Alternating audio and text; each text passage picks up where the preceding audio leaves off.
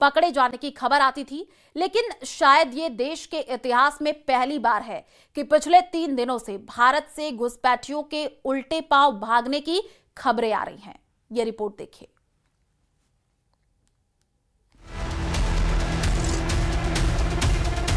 ये लोग का सब आपका बांग्लादेश से आने के बाद ये लोग का 2002 का डॉक्यूमेंट्स नहीं है। जो अवैध मतदाता है उनकी समीक्षा होगी। एसआईआर जिस तरीके से किया जा रहा है, एसआईआर को एक्सक्लूजनरी बनाया जाए। आया था 1987 से पहले आया था, तो लेकिन हम लोग के पास कोई डॉक्यूमेंट्स नहीं था तभी। स्कूल सर्टिफिकेट्स नहीं है तो आपको दिक्कत तो होगी। राहुल गांधी जी को अपने पिताजी, जो मरहूम पिताजी हैं, उनके सपने को भी जो है पूरा नहीं कर पा रहे हैं, क्योंकि उनको तो तफरी करना है। पिछले कई सालों से भारत में सिर्फ बांग्लादेशी घुसपैठियों की घुसपैठ की खबर आती थी। बांग्लादेशी रोहिंग्याओं के पकड़े जाने की खबर आती थी, लेकिन शायद ये देश के इतिहास में पहली बार है कि पिछले 3 दिनों से भारत से घुसपैठियों के उल्टे पांव भागने की खबरें आ रही हैं। बांग्लादेश पश्चिम बंगाल बॉर्डर पर पिछले 3 दिनों से घुसपैठियों की भीड़ इकट्ठा है, जो किसी भी तरह बांग्लादेश वापस लौट जाना चाहते हैं। इनमें बड़ी संख्या में घुसपैठिए जीरो लाइन पर फंसे हुए हैं, क्योंकि इतनी भारी तादाद में बांग्लादेशी फोर्स भी उन्हें लेने को तैयार नहीं है। स्थिति यह है कि भारत से भाग निकलने के चक्कर में कई लोगों ने बॉर्डर पर अस्थायी ठिकाने बना लिए हैं, शेड बना लिए हैं और परिवार समेत बोरियां बिस्तर बांधकर बांग्लादेश जाने का इंतजार कर रहे हैं। एसआईआर के विरोध में आज कांग्रेस ने राजस्थान के जयपुर में जबरदस्त प्रदर्शन और हंगामा किया।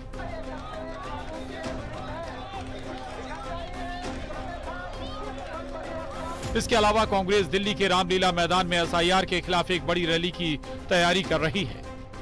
बीजेपी का आरोप है कि घुसपैठियों के रूप में विपक्ष का हार्डकोर वोट बैंक कम हो रहा है, जिसकी वजह से एसआईआर का विरोध हो रहा है। हैरानी की बात यह है कि पिछले 3 दिनों में विपक्ष के किसी भी नेता ने घुसपैठियों के भागने का समर्थन नहीं किया है।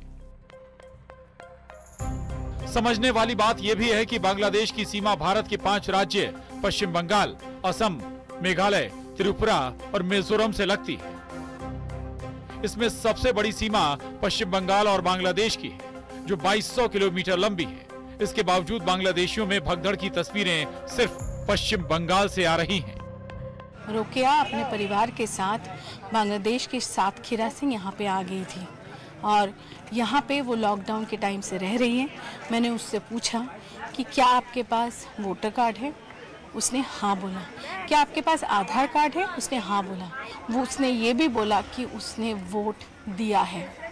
ये है रुकिया की स्टोरी। बहुत लोग यहाँ पे, बहुत लोगों के पास डॉक्यूमेंट नहीं है, बहुत लोगों के पास है। क्यों वो वापस जा रही है? वो ये बोल रही है कि 2002 में उसका नाम नहीं है, इसलिए वो वापस जा रही है। इन सब के बावजूद बंगाल की मुख्यमंत्री ममता बनर्जी ने चुनाव आयोग को पत्र लिखा है, जिसमें उन्होंने बंगाल में चल रहे एसआईआर को तुरंत रोकने की अपील की है।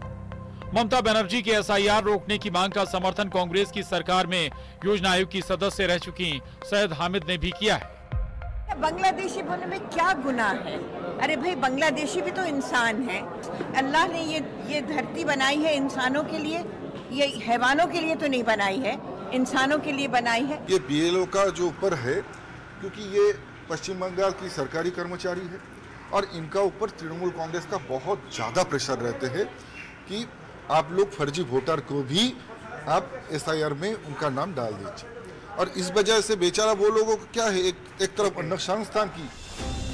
ये कहानी सिर्फ एक घुसपैठिए की नहीं है। बसीरहाट बॉर्डर पर ऐसे सैकड़ों घुसपैठिए जमा हुए हैं जो बंगाल में सरकारी योजनाओं का लाभ ले रहे थे। ये वोट डालते थे, सरकारें चुनते थे। सोचिए, अगर विदेशी नागरिक बंगाल में चुनाव को प्रभावित कर रहे हैं तो लोकतंत्र के लिए कितना बड़ा खतरा है। तो चीफ मिनिस्टर ममता बनर्जी जो मांग किया वो तो सही किया, क्योंकि ये जो एसआईआर का जो प्रोसेस है ये तो अनप्लान्ड साइंटिफिक वे से ये कर रहा था, तो इसीलिए ये प्रॉब्लम क्रिएट हुआ। They are also, telling that how they entered inside the state of West Bengal and the TMC workers, TMC leadership helped them to get the voter card, Aadhaar card and all other documents. इसलिए कर रहा है sir का विरोध विपक्ष, ताकि वो Bangladeshi घुसपैठिए, Rohingya घुसपैठियों के भारत में जगह दिला सके। तो विपक्ष की पूरी लड़ाई भारत के लिए नहीं, यहाँ के लोगों के लिए नहीं, वो बांग्लादेशी घुसपैठियों के लिए, रोहिंग्या के लिए।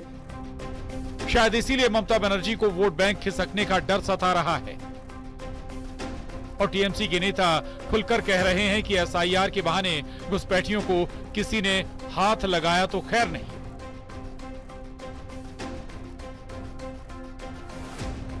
Bureau report, news 18।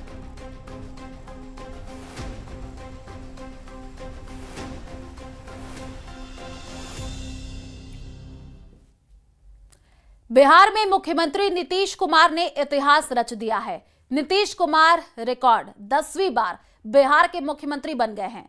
नीतीश के शपथ ग्रहण में एनडीए का शक्ति प्रदर्शन भी मंच पर देखने को मिला। वहीं पीएम मोदी ने एक बार फिर गमछा लहरा करके बिहार के लोगों का दिल जीत लिया। ये रिपोर्ट देखिए। मैं नीतीश कुमार सत्य निष्ठा से प्रतिज्ञान करता हूं। 20 नवंबर 2025 ये वो तारीख है जो हमेशा हमेशा के लिए बिहार के इतिहास में दर्ज हो गई, जब पटना के ऐतिहासिक गांधी मैदान में नीतीश कुमार ने रिकॉर्ड 10वीं बार मुख्यमंत्री पद की शपथ ली। शपथ ग्रहण समारोह तालियों की गड़गड़ाहट से गूंजा।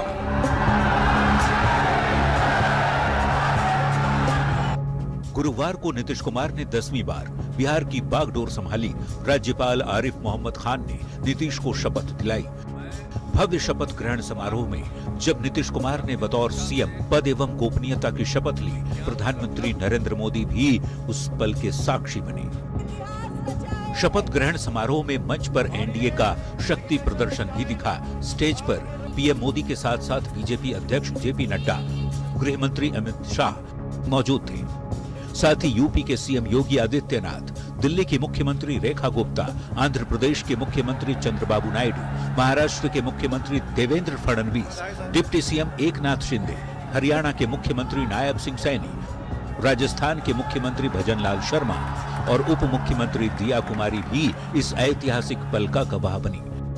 इस भव्य समारोह में सीएम का परिवार भी शामिल हुआ और बेटे निशांत ने पिता के मुख्यमंत्री बनने पर खुशी जताई।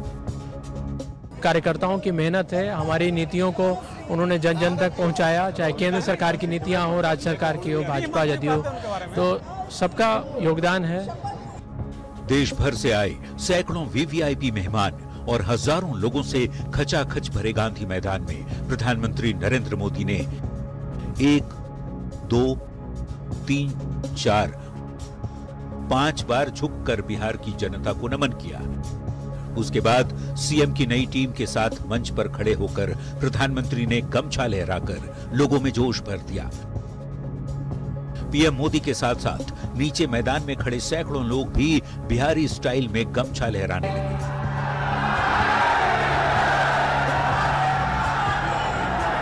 दसवीं बार सरकार बनाने पर देश भर के नेताओं ने सीएम नीतीश कुमार को बधाई दी। प्रधानमंत्री नरेंद्र मोदी ने सोशल मीडिया पर लिखा, नीतीश कुमार जी को बिहार के मुख्यमंत्री पद की शपथ लेने पर बहुत बहुत बधाई। वे एक कुशल और अनुभवी प्रशासक हैं। राज्य में सुशासन उनका शानदार ट्रैक रिकॉर्ड रहा है। नए कार्यकाल के लिए उन्हें मेरी हार्दिक शुभकामनाएं। ये चौथी बार था जब नीतीश ने गांधी मैदान में सीएम पद की शपथ ली। ये रिकॉर्ड बनाने के साथ साथ 10वीं बार मुख्यमंत्री बनने का कीर्तिमान भी अपने नाम कर लिया। पटना संवाददाता आनंद अमृतराज के साथ ब्यूरो रिपोर्ट, न्यूज़ 18। महाराष्ट्र की महायुति में चल रही कई दिनों की तनातनी आखिरकार थम गई है। एकनाथ शिंदे और अमित शाह की देर रात दिल्ली में हुई 50 मिनट की बैठक के बाद दोनों दलों ने यह साफ कर दिया है कि अब गठबंधन में कोई विवाद नहीं और आगे से दोनों में से कोई पार्टी एक दूसरे के नेताओं को अपनी पार्टी में शामिल नहीं करेगी।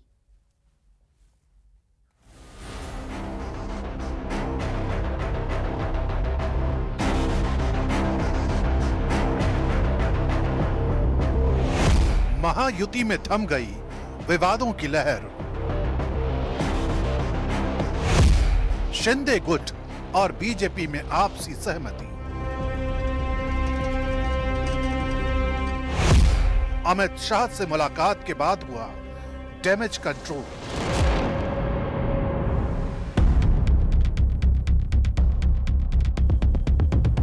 महाराष्ट्र में महानगर पालिका चुनावों को लेकर बीजेपी और शिवसेना शिंदे कैंप में तकरार इतनी बढ़ गई कि शिंदे गुट के कई मंत्री कैबिनेट मीटिंग तक से दूर रहे। आरोप था कि बीजेपी लगातार शिंदे गुट के स्थानीय नेताओं और उनके विरोधियों को पार्टी में शामिल करा रही है। इसी से विवाद भड़का और बात दिल्ली तक पहुंच गई।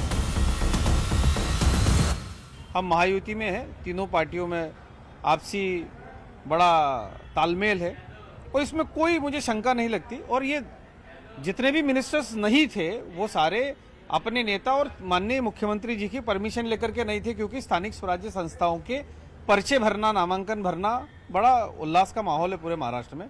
और एक दो जगह कई छुटपुट चीजें होती है, तो मुझे ऐसा लगता है उसको निपटने के लिए हमारे नेता काफी है। आदरणीय मुख्यमंत्री जी ने बिल्कुल इस विषय पर कल इस विषय का द एंड कर दिया। जी आरोप लग रहे हैं कि आप लोगों ने शुरू किया उनकी पार्टी के नेताओं को लेना, फिर उन लोगों ने किया, लेकिन बीजेपी का कहना है कि शुरुआत वहां से हुई। तो शुरुआत हुई कहां से? शुरुआत कहीं से भी हो, जीतेगी तो महायुति, ये सोचकर काम करने वाले हम कार्यकर्ता हैं। शिंदे गुट का कहना है कि शुरुआत बीजेपी ने की। डोंबिवली और उल्हासनगर जैसे इलाकों में उनके नेताओं को बीजेपी में शामिल करा के, जिसके जवाब में शिंदे गुट ने भी बीजेपी के विरोधियों को अपनी पार्टी में लिया, जिससे तनाव और बढ़ गया। मामला इतना गंभीर हो गया कि मंत्री खुलकर नाराजगी जताने लगे।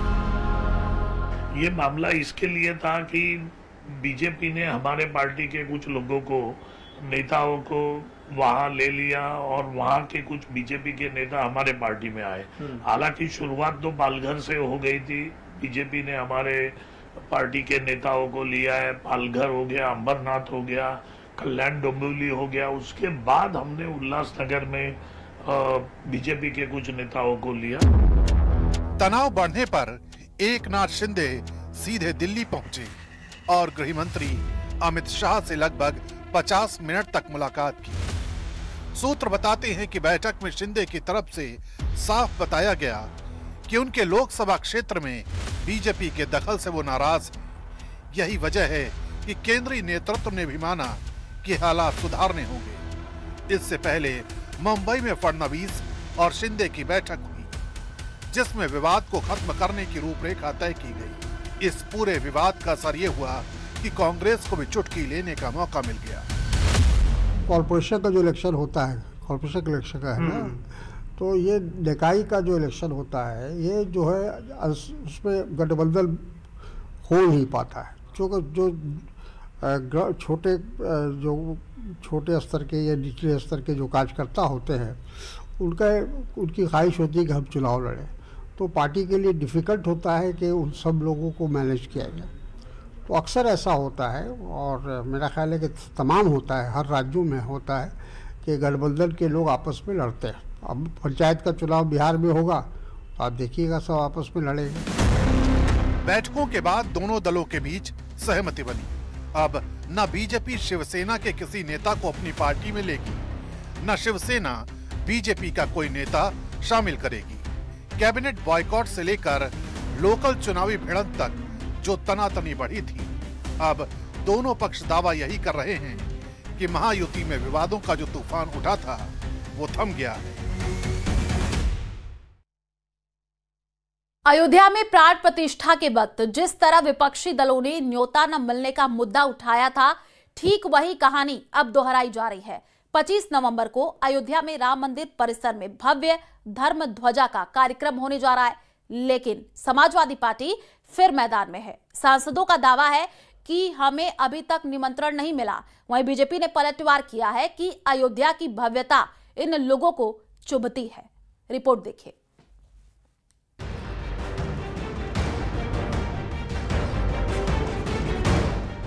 जनवरी 2024 को जब रामलला की प्राण प्रतिष्ठा हुई थी, तब विपक्ष के कई बड़े नेताओं ने निमंत्रण न मिलने का रोना रोया था। अब एक बार फिर वही सियासी नौटंकी शुरू हो गई है। इस बार बहाना है 25 नवंबर को होने वाला धर्म ध्वजा स्थापना समारोह है। तुलसीदास जी ने लिखा भी है, दैविक दैविक भौतिक तापा, राम राज काहू न व्यापा। तो ये मान्यता थी लेकिन भारतीय जनता पार्टी की सरकार ने जो प्रभु श्री राम के राज की मान्यताएं थी, उस मान्यताओं को बिगाड़ा गया। वहीं इटावा से सपा सांसद जितेंद्र धौरे ने तंज कसा है कि धार्मिक आयोजन में धार्मिक लोगों की भागीदारी होनी चाहिए। अगर राजनीतिक लोग शामिल होंगे तो सवाल तो खड़ा होगा। तो वहाँ पे प्रधानमंत्री वहाँ पे झंडारोहण करने जाए, इसका क्या मतलब? कोई वो राजनीतिक स्थान थोड़ा ही है। ये तो राजनीति की जगह पे प्रधानमंत्री को जाना चाहिए या मुख्यमंत्री को जाना चाहिए, और उन्होंने तो उसका उद्घाटन भी किया था। और जबकि वो पूरा मंदिर बना भी नहीं था, तभी इन्होंने उद्घाटन कर दिया था। उधर बीजेपी ने समाजवादी पार्टी पर जोरदार पलटवार किया और कहा कि चाचा ने तो राम मंदिर को फालतू चीज तक कह दिया था। भतीजा प्राण प्रतिष्ठा में गए ही नहीं, अब न्योते की बात कर रहे हैं। सच तो ये है कि अयोध्या की भव्यता इन लोगों को चुभती है। देखिए, प्रभु श्री राम को हवा में उड़ाने वाले और राम मंदिर का विरोध करने वाले कालिनियों की अयोध्या की भव्यता चुभती है। कुछ लोग कहते थे ना कि अयोध्या में परिंदे भी पर नहीं मार सकते हैं। आज जब देखते हैं ना कि वहां पैर रखने की जगह नहीं है, तो अनर्गल प्रलाप करते हैं। चाचा कहते हैं फालतू चीज है, बहुआ जाने का नाम ही नहीं लेता है। राम मंदिर अब बन चुका है, रामलला विराजमान है, लेकिन सियासत अभी भी थमने का नाम नहीं ले रही। समाजवादी पार्टी ने इसे फिर से सियासी रंग देने की कोशिश शुरू कर दी है। Bureau report, news 18। भीलवाड़ा के आंसीत से